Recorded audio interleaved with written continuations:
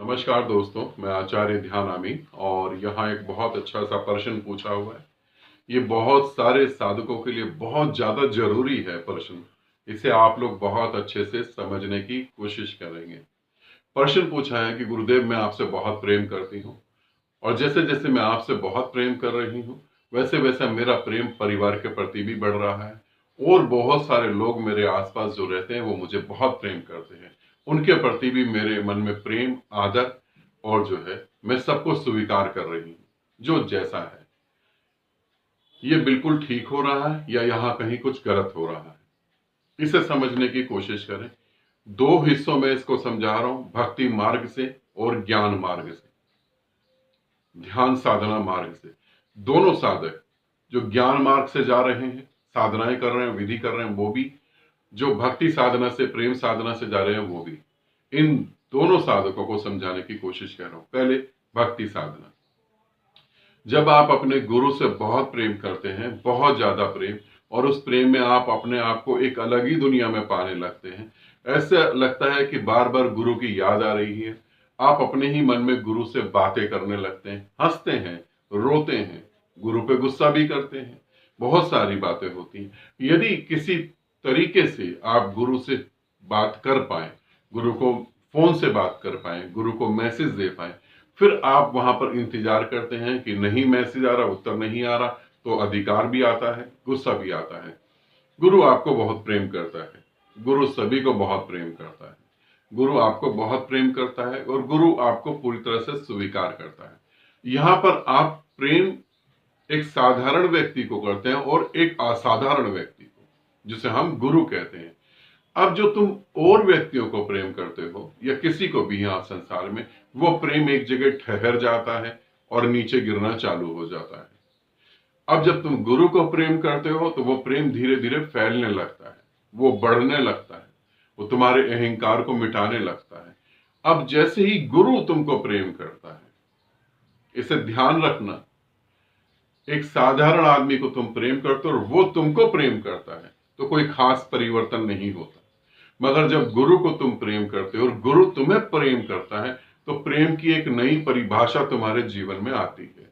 फिर तुम्हें अपना घर प्यारा लगता है, तुम्हें समाज के लोग प्यार करने लगते हैं, तुम्हें बहुत प्यार मिलने लगता है, रिस्पेक्ट मिलने लगती है।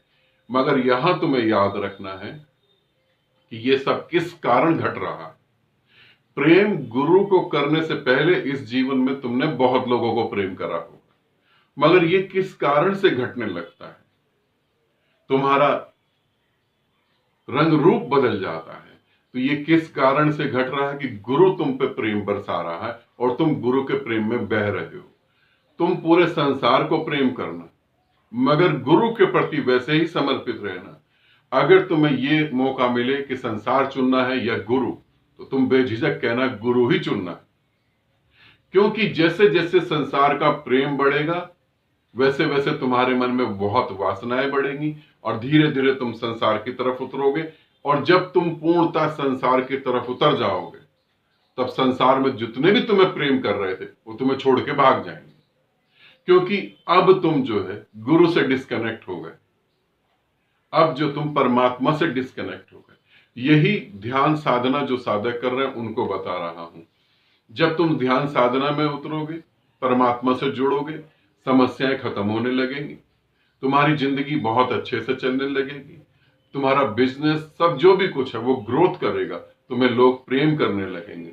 यदि तुम इस माया में फंस गए, तुम फंस सकते हो। 1 लाख लोग चलते हैं तो मैं ये नहीं कह सकता कि 1 लाख लोगों में एक व्यक्ति नहीं फंसता। 1 लाख लोगों में 1 लाख लोग ही फंस जाते हैं। ये माया का बहुत बड़ा रूप है। तुम्हारे को इतनी इज्जत मिलेगी जिसकी तुम कल्पना नहीं कर सकते। तुम्हारे को इतने लोग प्रेम करेंगे, जो दुश्मन थे वो तुम्हारे आगे घुटने टेक कर बैठ जाएंगे, वो तुम्हें प्रेम करेंगे। मगर इसे याद रखना कि तुम उसके प्रेम में पड़े हो, तुम उस ऊर्जा से जुड़ गए हो, इसीलिए संसार तुम्हारी रिस्पेक्ट कर रहा है। मगर उसे छोड़ते तुम संसार में उतर जाओगे। जैसे ही तुम संसार में उतरोगे, जितनी तुम्हें इज्जत मिल रही थी, जितनी तुम्हें रिस्पेक्ट मिल रही थी, सब खत्म हो जाएगी तुरंत। मन तुम्हें वहां ठहरने नहीं देगा। ये नहीं समझना, ज्ञान और भक्ति मार्ग दोनों को कह रहा हूं, दोनों साधकों को, ये नहीं समझना कि मन तुम्हारे अंदर है। मन तुमसे कई गुना पावरफुल है।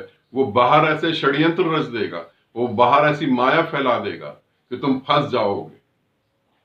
तो इसीलिए अलर्ट रहना।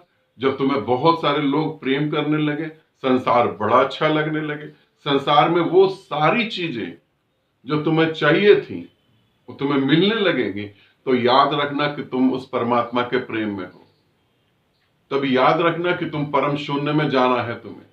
अपने उस टारगेट को, अपने उस घर को जहां से तुम आए थे, उसे सदा याद रखना। एक छोटी सी स्टोरी के द्वारा ये बात समझाने की कोशिश करता हूं, इसे समझ ले। क्योंकि ये घटना, मैं ये कह रहा हूं कि 100 साधक चलेंगे तो 100 साधकों के जीवन में ये घटना घटेगी ही घटेगी। तुम वहां से अगर उतर गए तो तुम बर्बाद हो जाओगे पूरी तरह से। एक छोटा सा बच्चा अपनी माँ के साथ जाता है मेले में। बहुत बड़ा एक मेला लगा हुआ है, बहुत बड़ा शॉपिंग मॉल है। माँ के साथ घूम रहा है। माँ को कहता है ये चीज दिला दो, मुझे वो चीज दिला दो। बहुत ठंड पड़ रही है। माँ को बोलता है मुझे आइसक्रीम खानी है, चिल्ड कोल्ड ड्रिंक पीनी है। माँ को पता है ये दिलाऊंगी तो इसे जुकाम हो जाएगा। माँ मना कर देती है, क्योंकि अभी माँ तुम्हारे साथ है। माँ को तुम कहते हो ये दे वो दे, माँ दे देती है, मगर जहां मना करना है वहां मना कर देती है। मगर माँ ये देखती है कि मेरे मना करने से बुरा लग रहा है। फिर अचानक ही क्या घटना घटती है, तुम खिलौनों के लिए पागल होकर माँ का हाथ छोड़ के वहां चले जाते हो। अभी तो जो तुम्हारे जीवन में जरूरी था वही तुम्हें मिल रहा था, मगर जैसे ही तुम लालच में फंसते हो और माँ का हाथ छोड़ देते हो और तुम भाग जाते हो उस मेले में, उस शॉपिंग मॉल में, और फिर तुम देखते हो माँ तुम्हारे साथ नहीं है। और जब माँ तुम्हारे साथ नहीं है तो तुम जो मर्जी मांगते रहो, कुछ भी नहीं मिलता यहां पर। फिर कुछ भी नहीं मिलता। साधक के साथ यही स्थिति घटती है। जैसी वो परमात्मा उस महा ऊर्जा से डिस्कनेक्ट होता है, वैसे वो खाली हो जाता है पूरी तरह। फिर उसे कुछ भी नहीं मिलता। यहां एक तीसरी कैटेगरी है, जिनको एक बूंद मिलती है अमृत की और वो बांटने चल पड़ते हैं और पता लगता है वो खो ही गई। तो तीसरी कैटेगरी वाले साधकों को मैं समझाना चाहता हूं, बांटने की जल्दी मत करना। जब तक गुरु का आदेश ना हो तब तक मत बांटना, ठीक है। तो इसे ध्यान रखना। बहुत प्रेम करो जितना मर्जी, मगर भीतर तुम्हें पता होना चाहिए कि तुम किसके हो, तुम कहां डूबना जा रहे हो, तुम सागर होने जा रहे हो। नदी को सभी लोग पी जाएं तो वो सूख भी सकती है, समुद्र कभी सूखता नहीं, क्योंकि समुद्र को पीने का कोई उपाय नहीं है। ये ध्यान रखना इस बात का। तुम परमात्मा से प्रेम कर सकते हो, मगर वासना रहित। नदी के साथ तुम जुड़ सकते हो वासना के साथ, गुरु के साथ तुम जुड़ते हो तो वहां वासना होती है, बहुत सारी वासनाएं होती हैं। धीरे धीरे गुरु के साथ जुड़ते जुड़ते तुम सागर की तरफ चले जाते हो, जिसे मैं परम शून्य कहता हूं। अपने मार्ग को अच्छे से समझना। माया बहुत बड़ी है, तुम्हें बहुत जगह तुम्हें लड़खड़ा देगी। तुम्हारा मन तुम्हारे से बहुत ज्यादा समझदार है।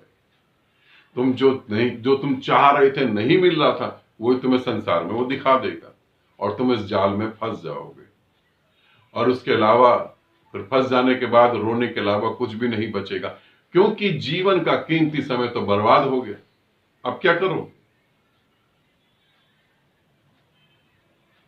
अब क्या करोगे? तो इसीलिए इस बात को याद रखना, जिससे भी प्रेम करो, जानना कि प्रेम के द्वारा उस निराकार में पहुंचना है। ठीक, इसे समझना। बहुत ज्यादा ऊंचाई पे पहुंच जाने के बाद उतना ही ज्यादा खतरा होता है नीचे गिरने का। तो जब पूछा है कि मुझे सभी प्रेम कर रहे हैं, सभी मेरा आदर कर रहे हैं और मैं सभी को स्वीकार कर रही हूं, सभी को स्वीकार करो, सभी से प्रेम करो, मगर अपना प्रेम उसके साथ जोड़े रखना, उससे डिस्कनेक्ट नहीं होना, क्योंकि अंततः तुम उसी में लीन होगे। और अगर उससे डिस्कनेक्ट हुए तो अंततः तुम वासनाओं में लीन होगे और कुछ भी नहीं होगा। आनंदित रहना, सदा खुश रहना। बहुत बहुत प्रेम आप सभी को।